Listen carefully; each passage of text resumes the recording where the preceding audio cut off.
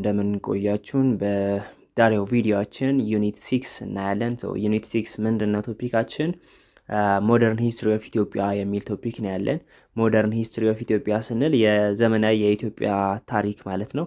ዘመናዊ የኢትዮጵያ ታሪክ ወይ ደግሞ ሞደርን ሂስትሪ የምንለው ከዳግማዊ አጼ ቴዎድሮስ ከነገሱበት ከ1855 ጀምሮ ያለው ጊዜ በኢትዮጵያ ታሪክ ውስጥ ዘመናዊ ታሪክ ወይ ደግሞ ሞደርን ሂስትሪ ተብሎ ይጠራል።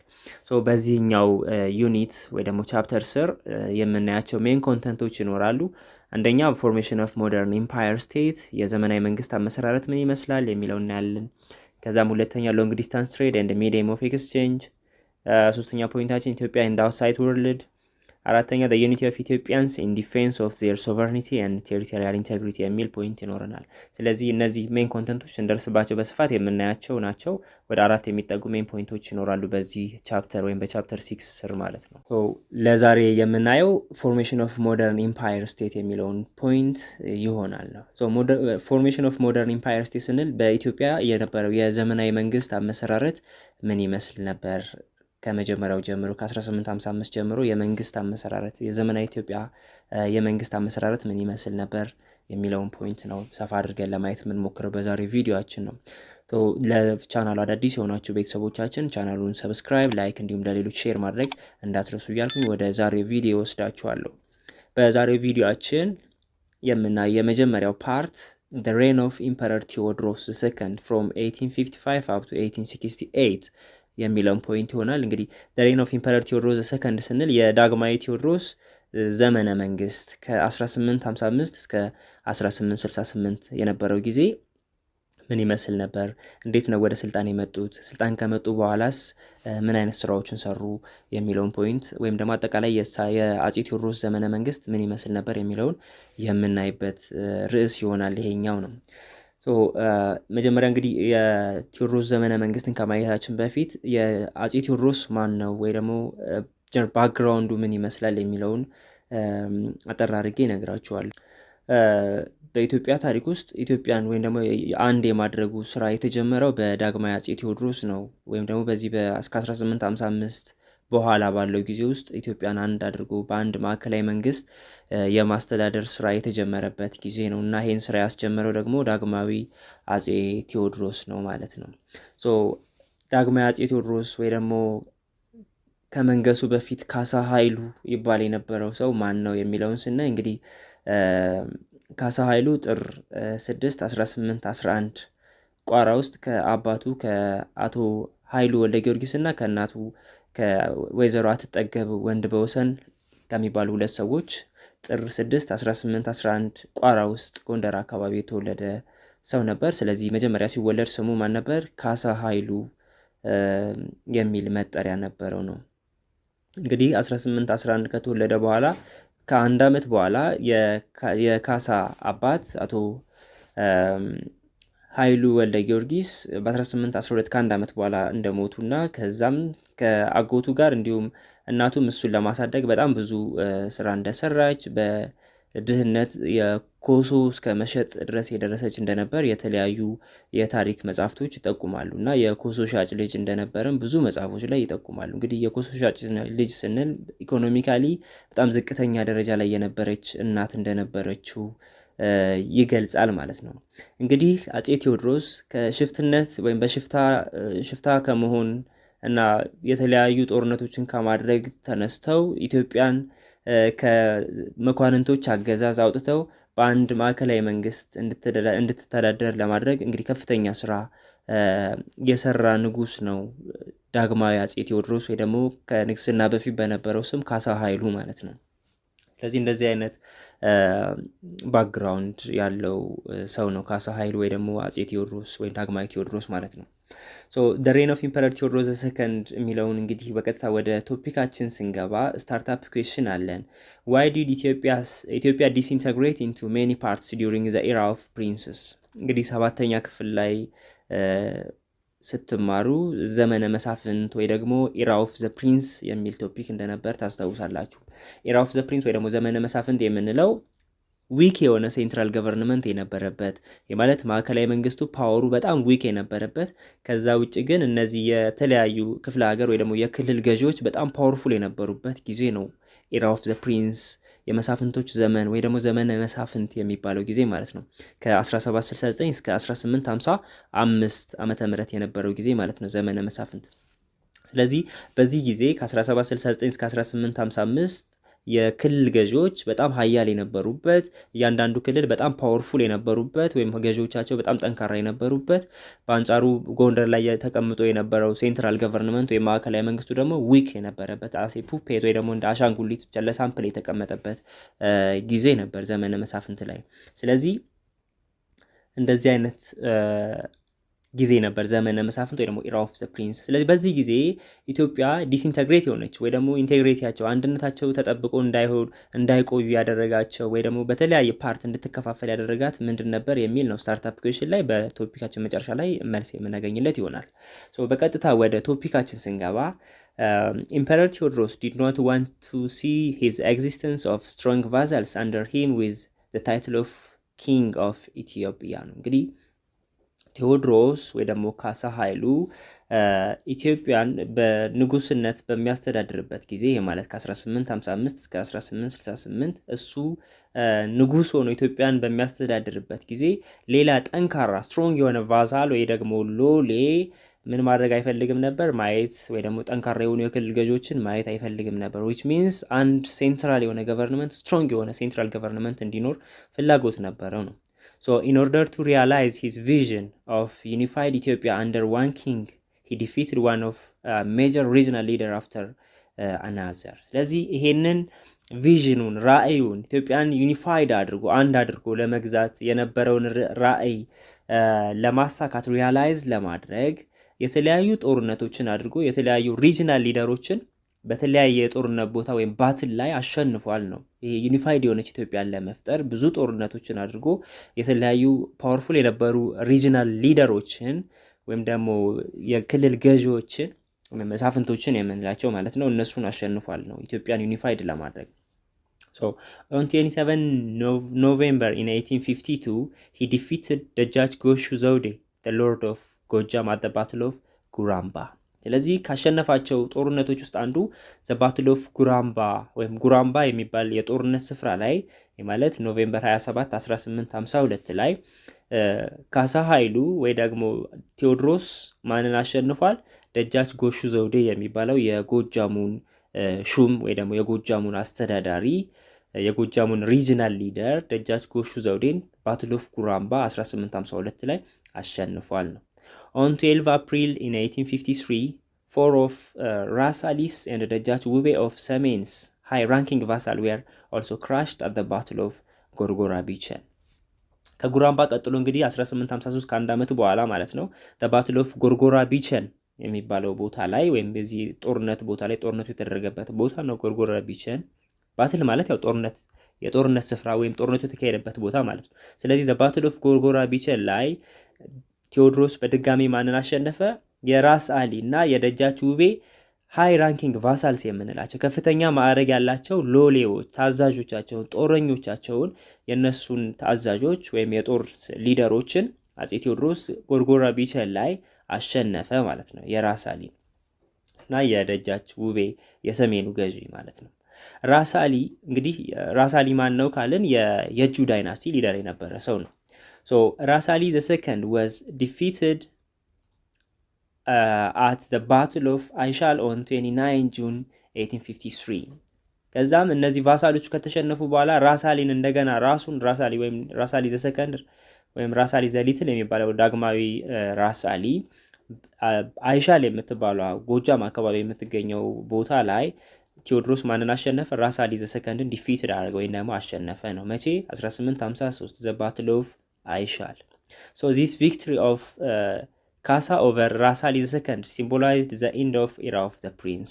ስለዚህ ራስ አሊ II አይሻል ላይ አጼ ቴዎድሮስ 1853 ላይ ካሸነፈ በኋላ ይሄ ድል ወይም ደግሞ ካሳ ወይም ደግሞ ቴዎድሮስ በራስ አሊ II ላይ ያገኘው ድል ወይም ያስመዘገበው ድል የዘመነ መሳፍንት ማብቂያ ተደርጎ ይወሰዳል ነው። So only Wube remained to be removed from the way to the imperial throne. ስለዚህ ቴዎድሮስ ወደ ስልጣን ለመውጣት ወይም ደግሞ ወደ ዙፋን ለመውጣትና ንጉስ ለመሆን የቀረው ማንን ማሸነፍ ብቻ ነበረ? ያን ራስ ውቤ የሚባለውን ማሸነፍ ብቻ ነበረ የቀረው ማለት ነው። ሶ on February 8, 1855, Kasa defeated Ras Ube at the Battle of Daraske, and immediately at the Daraske Mariam Church by Abuna Salama, Kasa was crowned as Emperor Theodorus II. ስለዚህ ፌብራሪ 8 1855 ላይ ካሳ ወይ ደግሞ በኋላ ላይ ቴዎድሮስ ተብሎ የነገሰው ሰው ማንን አሸነፈ? ራስ ውቤ የተባለውን ሰው ደረስኬ በተባለ ባትል ላይ ወይም የጦርነት ስፍራ ላይ ጦርነት ከገጠሙ በኋላ ቴዎድሮስ ራስ ውቤን አሸነፈ። የት? ደረስኬ፣ ዘ ባትል ኦፍ ደረስኬ ላይ ነው። then immediately at ደረስኬ ማርያም ቸርች by አቡነ ሰላማ ካሳ was crowned as Emperor Theodorus II። ስለዚህ ደረስኬ ላይ ራስ ውቤን ካሸነፈ በኋላ ወዲያው immediately ማለት ወዲያው ደረስኬ ማርያም ላይ ወይ ደረስኬ ማርያም በምትባለው ቤተክርስቲያን ላይ በአቡነ ሰላማ ተቀብቶ ዘውድ ጫነ ወይ ደግሞ ዘውድ ደፋ። ማን ተብሎ ንጉስ ሆነ? ኢምፐረር ቴዎድሮስ II፣ ዳግማዊ ቴዎድሮስ ተብሎ የንግስና ዘውድ ወይ ደግሞ ክራውን አደረገ ነው። እንግዲህ ቅድም መጀመሪያ ላይ እንዳልኩት ካሳ ወይ ደግሞ ቴዎድሮስ ተብሎ የነገሰው ሰው መጀመሪያ ካሳ ኃይሉ ነበር ስሙ እና ለምንድን ነው ቴዎድሮስ የሚል ስያሜ የተሰጠው ስንል እንግዲህ ደጃዝማች ካሳ ስማቸውን ቀይረው ቴዎድሮስ ተብለው የነገሱበት ምክንያት ምንድነው? በትንቢት የተነገረ ቃል ነበር። ቴዎድሮስ የሚባል ንጉስ ሲነግስ ኢትዮጵያን እስከ ባህር በር ያሰፋታል፣ ፍርድና አስተዳደርንም ያስተካክላል የሚል ትንቢት ይነገር ነበር በወቅቱ።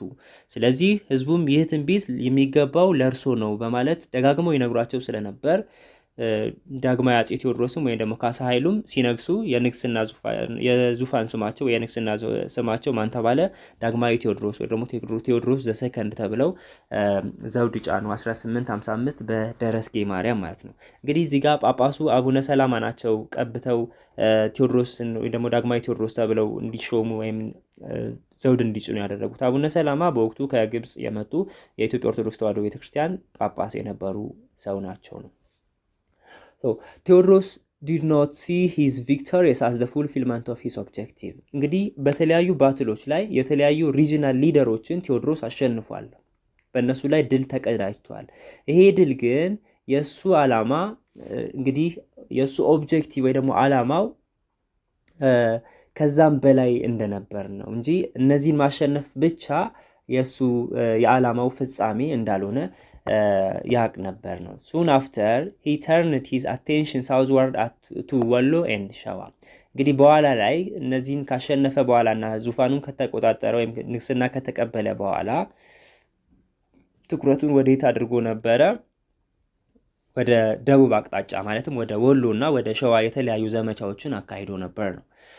The capture of Magdala on September 12, 1855 ended his Wollo campaign for the time being, and also the Shuan force were defeated at the Battle of Barakats in November 1855. ስለዚህ ወደ ወሎና ወደ ሸዋ በተለይ በደቡብ አቅጣጫ ወደ ወሎና ወደ ሸዋ የተለያዩ ዘመቻዎችን አካሂደው ነበር ኢትዮጵያን አንድ ለማድረግ እነዚህን ሪጂናል ሊደሮችን አስገብረው ኢትዮጵያን በአንድ ሴንትራል ገቨርንመንት በማዕከላዊ መንግስት እንዲገዛ ለማድረግ ነው። ስለዚህ the capture of መቅደላ on September 12, 1855 እንግዲህ መቅደላ የምትባለውን አካባቢ ሴፕቴምበር 12 1855 ሙሉ በሙሉ የእሳቸው የግዛት አካል አድርገው ነበር። ስለዚህ ይሄንን መቅደላን ከተቆጣጠሩ በኋላ በወሎ የነበራቸው ዘመቻ ምን አድርጋ አበቃ ነው። ያዛ አካባቢ የነበረው ሪጂናል ሎርዶችን አስገብረው የግዛታቸው አካል አድርገው ነበር ነው። And also the Shoan forces were defeated at the Battle of Barakat in November 1855. ኖቬምበር 1855 ደግሞ የሸዋን ኃይሎች ወይም ደግሞ ሸዋን የሚያስተዳድሩት ሪጂናል ሎርዶች the Battle of Barakat በሚባለው ቦታ ላይ አሸንፈው እነዚህም የግዛታቸው አካል እንዲሆኑ ወይም የኢትዮጵያ አካል በሳቸው ሴንትራል ገቨርንመንት በሚተዳደሩ አካባቢዎች አካል አድርገው ነበር ነው። In other area of the empire, for example, Gojam, Samen, rebellion was already boiling. እንግዲህ ከሳቸው ቁጥጥር ስር ውጪ በነበሩት በተለይ በጎጃም እንዲሁም በሰሜን በሚባለው በወቅቱ የነበሩት የሀገሪቱ ግዛቶች አካባቢ ግን አመጹ ወይም በሳቸው ላይ የነበረው እንግዲህ አመጽ ወይም እንቢተኝነት በጣም ተፋፍሞ ወይም በከፍተኛ ሁኔታ ሲደረግ ነበር ነው። በተለይ በጎጃምና ሰሜን በሚባሉት አካባቢዎች ላይ ማለት ነው። ከእሳቸው ቁጥጥር ውጭ በነበሩት ወይም በእሳቸው ስር ባልነበሩት አካባቢዎች ውስጥ ከፍተኛ የሆነ አመፅ፣ ተቃውሞ ይደረግ ነበር። በተለይ በጎጃምና በሰሜን አካባቢ ማለት ነው። ሶ ቴዎድሮስ did not completely destroy all the local dynasties እንግዲህ የተለያዩ የሪጂናል ሎርዶች ወይም ሎካል ዳይናስቲስ የምንላቸው የክልል አስተዳዳሪዎችን ኮምፕሊትሊ ዲስትሮይ ማድረግ አልቻሉም ነበር ነው። ማለት በእሳቸው ቁጥጥር ስር ማድረግ አልቻሉም ነበር ነው። he appointed ደጃች ካሳ ሰባገዲስ in Tigray, ደጃች ሊበን አመዴ and አመዲ አሊ in ወሎ, ኃይለ ሚካኤል ሳህለ ስላሴ in ሸዋ. However, Theodorus was not successfully to bring unified Ethiopia because the rebellions covered almost every part of his kingdom. እንግዲህ የተለያዩ ክልሎችን ካሸነፉ ወይም ደግሞ ሊደሮቹን ካሸነፉ በኋላ አዳዲስ ሰዎችን እንደ አዲስ እየሾሙ ይሄዱ ነበር ነው፣ አፖይንትድ ያደርጉ ነበር። ለምሳሌ ደጃች ካሳ ሰበገዲስን የትግሬ አስተዳዳሪ አድርገው አፖይንት አድርገው ሾመውት ነበር። ደጃች ሊበን አመዴና አመዴ አሊ ደግሞ ወሎ አካባቢ የነበረውን ግዛት እንዲያስተዳድሩ፣ ኃይለ ሚካኤል ሳህለ ስላሴ ደግሞ የሸዋን አካባቢዎች እንዲያስተዳድሩ እንግዲህ ይሾሙ ነበር ወይም ደግሞ ኃላፊነት ይሰጧቸው ነበር ነው። However, Theodorus was not successful to bring unified Ethiopia. እንግዲህ ሙሉ በሙሉ ስኬታማ አልነበረም ይሄ ስራቸው። ኢትዮጵያን አንድ የማድረጉ ስራ ተጀመረ እንጂ ሙሉ በሙሉ አልተጠናቀቀም ነበር። የቴዎድሮስ ኢትዮጵያን ዩኒፋይድ የማድረግ ወይም አንድ የማድረጉ ስራ ሰክሰስፉል አልነበረም ሙሉ በሙሉ። ምክንያቱም ምንድን ነበር ስንል በአብዛኞቹ የኢትዮጵያ ወይም ደግሞ የእሳቸው በነበሩበት ጊዜ በነበሩት ኪንግደሞች ወይም የግዛታቸው ውስጥ ከፍተኛ የሆነ ሬቤሊየንስ ወይ ደግሞ አመፅ ወይም ደግሞ ተቃውሞ ነበረ በተለያዩ ግዛቶች ውስጥ ነው። ስለዚህ ኢትዮጵያን ዩኒፋይድ የማድረጉ ስራ ሰክሰስፉል ያልሆነው ከፍተኛ አመፅ በተለያዩ አካባቢዎች ላይ ይደረግ ስለነበር ነው። among those in ጎጃም ተድላ ጓሉ፣ in ወልቃይት ቴሶ ጎበዜ፣ in ላስታ ዋክሹም ጎበዜ፣ in ሸዋ ሰይፉ ሳህለ ስላሴ፣ in ወሎ ደጃች ሊበን አመዴ and አመዲ በሽር። ስለዚህ ከነዚህ ተቃውሞ ወይም ሬቤሊየን ከሚያካሂዱት ወይም ካካሄዱት ክልሎች ውስጥ የትኞቹ ናቸው ስንል ለምሳሌ በጎጃም በተድላ ጓሉ የሚመራ በጣም ከፍተኛ የሆነ ተቃውሞ በአጼ ቴዎድሮስ ላይ ተነስቶ ነበር። ወልቃይት አካባቢ በቴሶ ጎበዜ በሚባለው ሊደር አማካኝነት እየተመራ ከፍተኛ ሪቤሊየንስ ተደርጎ ነበር። ላስታ ዋክሹም ጎበዜ የሚባለው እንግዲህ ዋክሹም ጎበዜ ስንል በኋላ ላይ ቴዎድሮስ ከሞተ በኋላ ከ1868 እስከ 1871 አካባቢ ለኢትዮጵያን ተክለ ጊዮርጊስ ተብሎ ለ3 ዓመት አካባቢ ያስተዳደረ ንጉስ ነው ዋክሹም ጎበዜ። ስለዚህ ላስታ አካባቢ የነበረውን አመፅ ሲመራ የነበረ ሰው ነው። ሸዋ ውስጥ ሰይፉ ሳህለ ስላሴ የሚባል፣ ወሎ ደጃች ሊበን አመዴና አመዲ በሽር የምንላቸው ሰዎች እንግዲህ የተለያዩ አመጾችን በእነዚህ አካባቢዎች ላይ ሲያስነሱ ወይም ሲያካሂዱ የነበሩ ሰዎች ናቸው በአጼ ቴዎድሮስ ላይ ማለት ነው። አፍተር ዘ ዴዝ ኦፍ ኢምፐረር ቴዎድሮስ ይህ ማለት 1868 ላይ እንግዲህ ቴዎድሮስ ሞተዋል ወይ ደግሞ ራሳቸውን አጥፍተዋል። በኋላ ላይ እንመጣበታለን እሱን።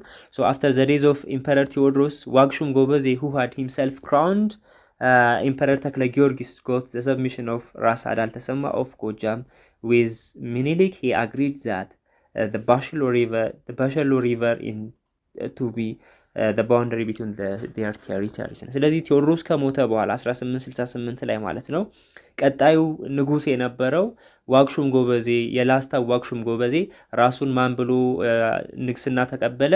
ተክለ ጊዮርጊስ የሚል ስያሜ ሰጥቶ እንግዲህ ኢምፐረር ሆነ ነው ተክለ ጊዮርጊስ። ዋክሹም ጎበዜ የላስታ ገዢ የነበረ ሰው ነው። በኋላ ላይ ቴዎድሮስ 1868 ከሞተ በኋላ እስከ 1871 ድረስ ለ3 ዓመት ተክለ ጊዮርጊስ ተብሎ እንግዲህ ኢትዮጵያን ያስተዳደረ መሪ ሆነ ማለት ነው። እንግዲህ በሚመራበት ጊዜ የተለያዩ ሰዎችን ያስገብር ነበር ነው ወይም ግብር እንዲከፍሉ ወይም ደግሞ በሱ ስር እንዲሆኑ አድርጓል። ለምሳሌ ራስ አዳል ተሰማ የምንለው ወይ ደግሞ ንጉስ ተክለ ሃይማኖት የሚባለው የጎጃሙ ገዢ ራስ አዳል ተሰማ ወይ ንጉስ ተክለ ሃይማኖት የጎጃሙ ገዢ አንዱ ለተክለ ጊዮርጊስ ይገብር የነበረ ወይም በተክለ ጊዮርጊስ ወይም በዋክሹም ጎበዜ ስር የነበረ ሰው ነው። and with Minilik he agreed the Bashalo River to be the boundary between their territories ነው። ይሄ ራስ ዋክሹም ጎበዜ ወይ ደግሞ ተክለ ጊዮርጊስ የምንለው ሰው 1868 እስከ 71 በሚገዛበት ጊዜ ከምኒልክ ጋር ስምምነት ነበራቸው ነው። በሸሎ ሪቨር አካባቢ እንግዲህ ከበሸሎ የሚባለው ወሎ አምባሰል አካባቢ የሚገኝ ወንዝ ነው። የናይል ገባር ከሆኑት ወንዞች ውስጥ አንዱ ነው፣ ከአምባሰል ተነስቶ ማለት ነው። ስለዚህ ከዚህ ወንዝ በስተሰሜን አካባቢ ያለው ተክለ ጊዮርጊስ ግዛት፣ ከበሸሎ ሪቨር በስተደቡብ አካባቢ ወደ ሸዋ አካባቢ ያለው ደግሞ የሚኒሊክ ግዛት እንደሆነ በዚህ ስምምነት ላይ ደርሰው ነበረ ተክለ ጊዮርጊስ እና ንጉስ ሚኒሊክ ወይም ደግሞ የሸዋ ንጉስ የነበረው ሚኒሊክ ማለት ነው። however like ሚኒሊክ ካሳ ምርጫ እንግዲህ ሚኒሊክ በሸሎ ሪቨር በስተደቡብ ያለውን አካባቢ ይዟል እንጂ ለተክለ ጊዮርጊስ ወይ ደግሞ ለዋክሹም ጎበዜ አይገብርም። በሱ ስር አልነበረም ነው። በሱ ስር ግብር አይገብርም ነበረ። በሱ ቁጥጥር ስር አልነበረም። ራሱን ችሎ የሸዋ ገዥ ነበር ነው። so however like ሚኒሊክ ካሳ ምርጫ refused to submit to his claim to the throne። ሌላው እንግዲህ ልክ እንደ ሚኒሊክ ሁሉ ለተክለ ጊዮርጊስ